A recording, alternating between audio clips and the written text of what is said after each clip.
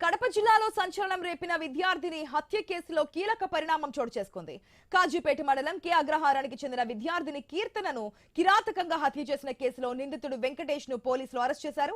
ఈ నెల 10వ తేదీన నిందితుడు కీర్తన గొంతు కోసి హత్య చేసి పరారయ్యాడని మైదుకూరు డీఎస్పీ రాజేంద్ర ప్రసాద్ తెలిపారు. అయితే పోలీసులకు ఎదురుపడిన సమయంలో అతనిని పట్టుకునే ప్రయత్నంలో పోలీసులపై తిరగబడి దాడి చేశాడని వెల్లడించారు. దీంతో పోలీసులు అతనిపై కాల్పులు జరిపారని, ఆ కాల్పులో వెంకటేష్ కాలికి గాయం తగిలిందన్నారు. గాయపడిన నిందితుడిని ముందుగా మైదుకూరు ప్రభుత్వాసుపత్రికి తరలించి తర్వాత మెరుగైన చికిత్స కోసం కడప రిమ్స్ కు తరలించినట్లుగా తెలిపారు. చికిత్స అనంతరం డిశ్చార్జ్ అయిన వెంకటేష్ ను కోర్టులో హాజరుపరిచి రిమాండ్ కు తరలించినట్లుగా డీఎస్పీ పేర్కొన్నారు.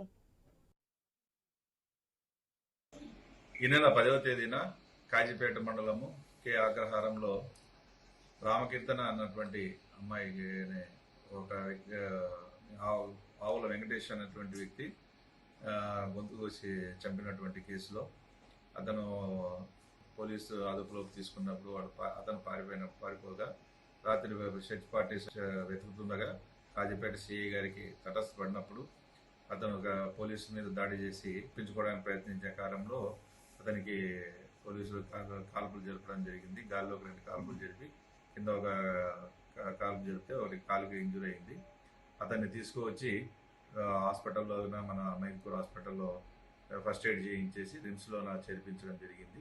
అతన్ని ఈరోజు అరెస్ట్ చేయడం జరిగింది.